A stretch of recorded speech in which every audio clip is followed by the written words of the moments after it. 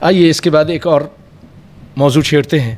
امیر المؤمنین عمر بن خطاب جہاں آپ سے بہت پیار کرتے تھے، آپ سے بہت متاثر بھی تھے، آپ کو پسند کرتے تھے، لیکن ساتھ ساتھ آپ کے معاملات پر کڑی نگاہ رکھتے تھے۔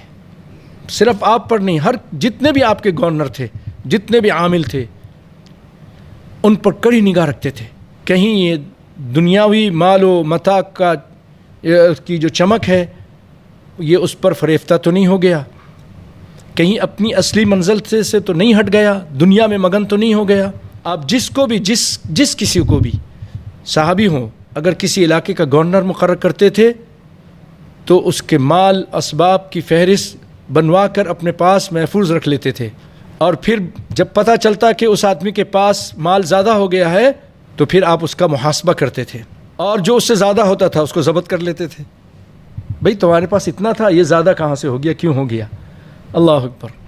آپ کو بھی معلوم ہوا کہ والی مصر جناب عمرو بن عاص، ان کے پاس مال و دولت کی فراوانی ہے، تو محاسبہ کے لیے محمد بن مسلمہ رضی اللہ تعالی عنہ کو اپنا خصوصی نمائندہ بنا کر ان کی طرف بھیج دیا، مصر بھیج دیا، اور یہ حکم دیا، جس ایک پرچہ لکھ کر دیا، حکم نامہ دیا کہ مجھے معلوم ہوا کہ آج کل تمہارے پاس مال و دولت وافر مقدار میں جمع ہو چکا ہے، غلام اعلیٰ نسل کے مویشی بیش قیمت برتن اور بہت سا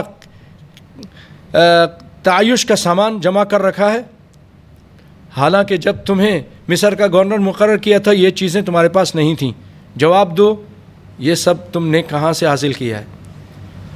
میں محمد بن مسلمہ کو تمہاری طرف بھیج رہا ہوں محاسبے کے لیے، یہ جب تم سے حساب مانگے تو فوراً ان کے سامنے حساب پیش کر دینا۔ اللہ اکبر، یہ تھا کڑا حساب، نظر رکھنی۔ محمد بن مسلمہ رضی اللہ تعالیٰ وہاں پہنچ گئے، عمرو بن عاص سے ملاقات ہوئی، امیر المؤمنین کا حکم نامہ انہیں دیا، تو سیدنا عمرو بن عاص نے کمال اطاعت گزاری کے ساتھ سارا مال و اسباب ان کے سامنے پیش کر دیا۔ انہوں نے بھی نصف مال ان سے لے لیا اور نصف مال واپس کر دیا، ان کو واپس دے دیا۔